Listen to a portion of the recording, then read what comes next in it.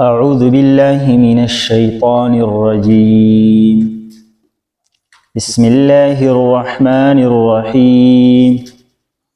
ولا تكونوا او مکی گئی تاسو اے خلقو کالذین پشان ده هغی کسانو تفرقو چی هغی جدا جدا شولا فرقی فرقی شولو واختلفو اختلافیو کو جگڑی وکڑی من بعد ما رستو ددینا جاءهم البینات چراغ للأغوی تخکار دلیلنا وَأُولَئِكَ لَهُمْ عَذَابٌ عَظِيمٌ او د دې خلکو د پاره عظیم عذاب دی لوی عذاب دی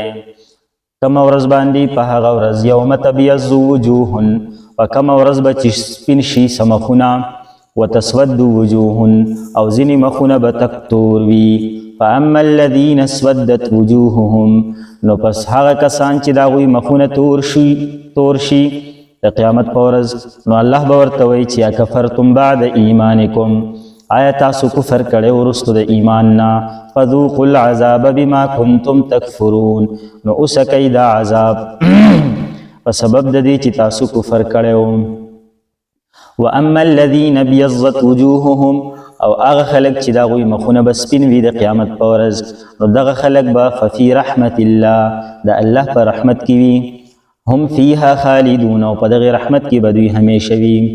تلك آیات الله دا آیتونه د الله دی نتلوها علیک بالحق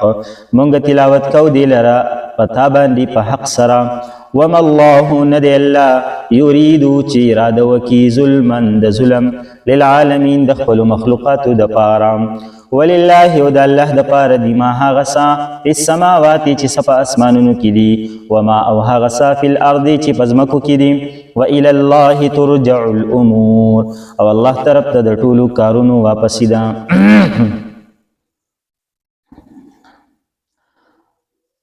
دین مخکې آیت کې الله رب العزت د امت د اصلاح د پاره د امت محمدیه د اصلاح د پاره یو څو احکامات او څو اصول او ضوابط بیان کړي او د امت کار چې دی امت ته الله رب العزت چې پر اشاعت آیت کې خودله و چې د دې به کار صحیح دی بس کوي اوس دې آیت کې الله رب العزت د دغه امت یعنی زمونږ الله رب العزت اصلاح کوي په یو بل طریقه باندې او د یو کار نه الله رب العزت مونږ منع کوي هغه کار دا دی چې خلکو تاسو اتحاد او اتفاق سره اوسېږئ یو بل سره اختلاف مه کوئ یو بل سره اختلاف مه کوئ د هغې چا په شانتي چې چا اختلاف کړی و نو هغه څوک دي هغه یهودیان دي هغه څوک دي یهودیان نو یهودیانو اختلاف کړی و جنګ جګړې کړې وي په خپل منځ کې تقسیم شوي و اهل کتاب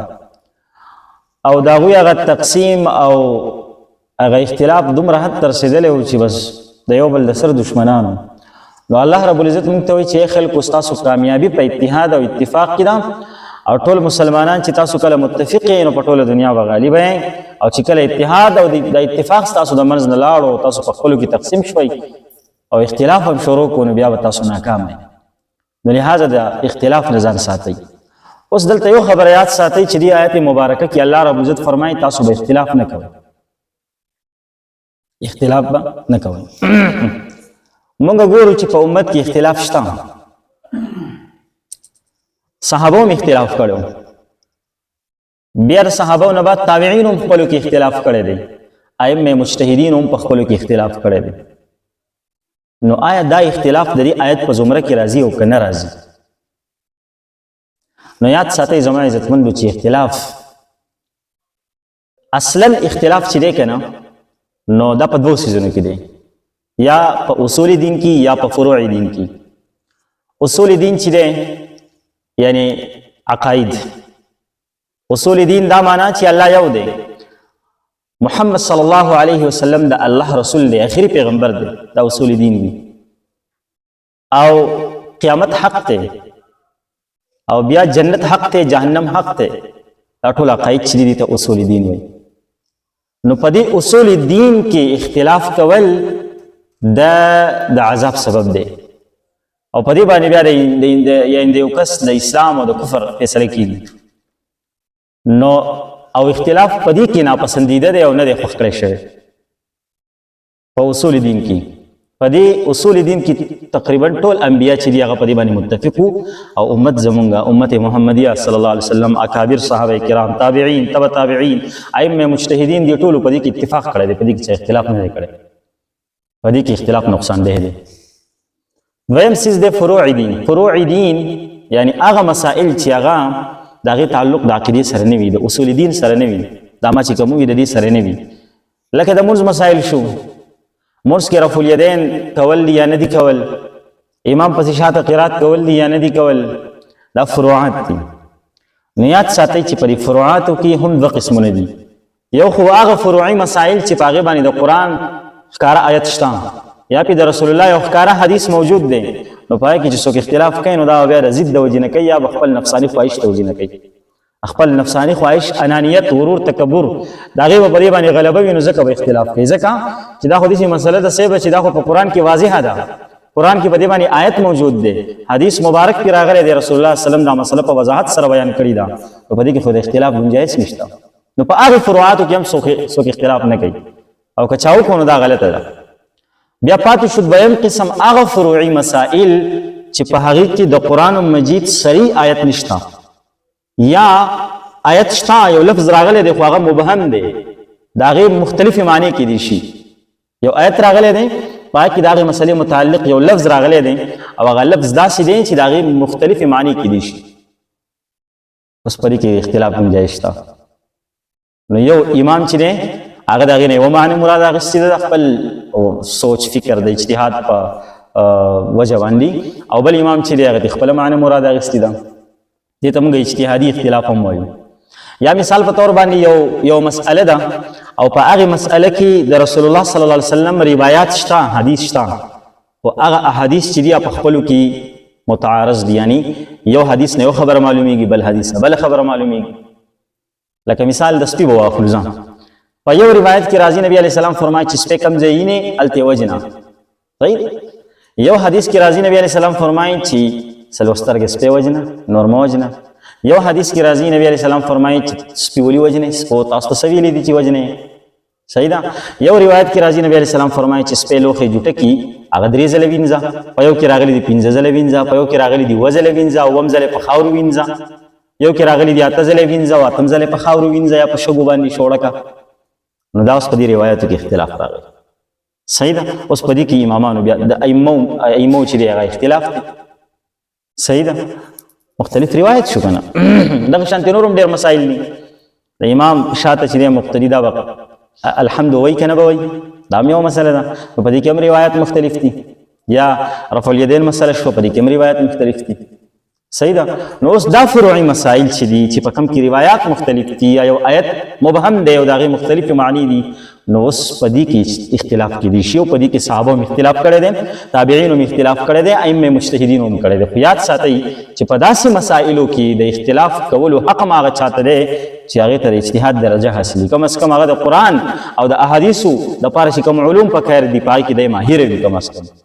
په عربی ژبه کې د ماهر وي هر سړی خو په اجتهاد نشي کولی چې هر سړی را پاسي وایي چې زه مجتهد یم کنه او هغه هغه خپل مطلب واخلي دا څه ونه شي کېږي نو اوس یاد ساتئ چې دا کم اختلاف چې ما اوس وی په اخر کې دا اختلاف دې ته اجتهادي اختلاف وایي او د بخاری او د مسلم روایت ته عمر بن عاص رضی الله عنه دا روایت را نقل لغه فرمایي چې رسول الله صلی الله علیه وسلم فرمایي چې چا په یو داسې مسأله کې اجتهاد وکړو غور او فکر وکړو یو مسأله راوستل دینه صحیح ده کنه یعنی داسې مسأله چې پای کې صریح حدیث یا صریح آیت موجود نه وي او پای کې د اجتهاد وکړو او د اجتهاد نتیجه چې کوم دنو هغه ټیک راوخته هغه مسأله صحیح بیان کړه نو دته به 2 اجر ملاويږي 100 اجر به ملاويږي 2 اجر او که بل فرض ده پر خپل اجتهاد کې خطا شو نو هم به الله دې ته یو اجر ورکړي هم به ته یو اجر نو معلومه شو چې داسې اجتهاد یا داسې اختلاف هغه باعث رحمت ته باعث عذاب نه ده دا اصل خبره نو دا اختلاف چې د اجتهادي اختلاف دا د دې آیت په زمره کې ناراضي دا د دې آیت په زمره کې ناراضي در صحابه په منځ کې هم تابعین په منځ کې هم خو اختلاف یو خبره بل یاد ساتئ چې یو د اختلاف او یو د مخالفت اختلاف معنی دا چې استخپل رائے ده زما خپل رائے ده د امام شافعي رحمت الله علیه خپل رائے ده د امام ابو حنیفه خپل رائے ده او دې د هغې د رایې احترام کوي او هغه د دې د رایې احترام کوي. پخوا به داسې وه هم اوس د خلکو مصیبت جوړ کړی دی، بحث و مباحثې او میدان یې ګرم کړی دی. او مطلب دا دی هغه اختلاف چې دی نو هغه اختلاف پاتې کړی نه دی بلکې مخالفت ته خبره رسېدلې ده او یو بل سره پې جګړې کوي، یو بل ته پې کنځلې کوي، یو بل له پې سر ماتي. نو اوس دا شی غلط دی. او اختلاف او مخالفت کې ډېر آسان فرق دی. یو ځلې داسې وشوه چې کله د حضرت علي رضی الله عنه د حضرت امیر معاویه رضی الله عنه خپل منځ کې په یو مسله کې اختلاف، دواړه د یو بل ته مخامخ راوتلي دي، میدان جنگ دی. یو طرف ته د حضرت علي لښکر دی او بل طرف ته د حضرت امیر معاویه لښکر دی رضی الله تعالی عنه. دی خو هم صحابه دي او دی خو هم صحابه دي. د حضرت علي رضی الله عنه په لښکر کې یو صحابي دی، د هغې نوم دی حضرت ابو هريره رضی الله تعالی، مشهور صحابي دی، د نبي علیه السلام نه ډېر روایات را نقل کړي دي، تاسو بار بار نوم اورېدلی دی. حضرت ابو هريره رضی الله عنه په هغې لښکر کې ولاړو چې کله به غرمې د روټۍ ټایم شو نو د حضرت علي د لښکر نه به راغی حضرت امیر معاویه رضی الله عنه لښکر ته، غرمې روټۍ به یې د هغې سره وخوړه او چې کله به روټۍ ختمه شوه بس بیا به لاړو حضرت علي رضی الله عنه لښکر ته، هلته به بیا لاړو. چا ورته دا څنګه چل دی، ولاړ د هغې سره یو روټۍ د دې سره خوري. اوس ګوره ښه دلته کې اختلاف دی، مخالفت نشته. حضرت ابو هريره رضی الله عنه ورته وویل ګوره داسې چل دی چې زما اجتهاد دی، زما سوچ دی، فکر دی چې یار دا جماعت په حق دی نو زه د دې سره ولاړ یم. باقي روټۍ د هغوی خوږه ده ځکه د شام نه راغلي دي نو د هغوی سره قسمه قسم خوراکونه وو نو روټۍ د هغوی خوږه ده جو روټۍ د هغې سره خورم او حق راته به دې ښکاري نو زه د دې سره ولاړ یم. نو اوس د دې اختلاف خو مخالفت نه و که نه صحیح. او دې هم ورته دا نه دي ویلي چې صاحبه ته خو ولاړ د هغې سره یو راځي روټۍ زموږ سره خورئ، نه دي ورته ویلي. نو معلومه شو چې دا اختلاف چې دی نو دا څه غلط څیز نه دی، خو مخالفت چې کله جوړ شي نو دا بیا خطرناک څیز دی او دا نقصاني دی. نو په دې آیت کې د دغې مخالفت نه منع کړي ده.